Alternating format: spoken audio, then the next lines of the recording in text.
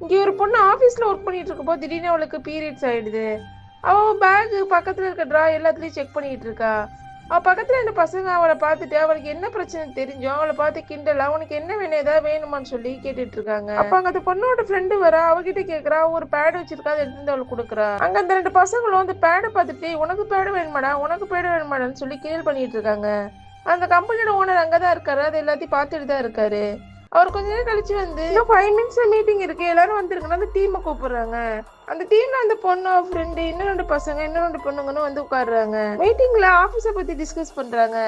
அதுக்கப்புறம் எல்லாரும் கிளம்ப போறாங்க. அப்போ ஓனர் வந்து நான் இன்னும் கொஞ்சம் பேசணும் எல்லாரும் உட்காருங்கன்னு சொல்லி உட்கார வைக்கிறாங்க.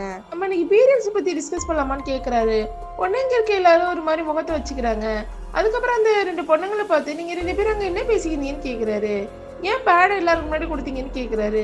அங்க இருக்க பொண்ணு என் ஃப்ரெண்டுக்கு தேவைப்படுச்சு அதனால கொடுத்தேன்னு சொல்றா. உடனே அந்த ஓனர் அந்த 2 பசங்களை பார்த்து நீங்க இதை பத்தி என்ன நினைக்கிறீங்கன்னு கேக்குறாரு. அவனுங்க 2 பேரும் முடிச்சுட்டே இருக்கானுங்க. பீரியட்ஸ்ங்கிறது நார்மலான விஷயம், நீங்க இதெல்லாம் கிண்டல் பண்ணி இன்னும் சிரிச்சிட்டு இருக்கீங்க.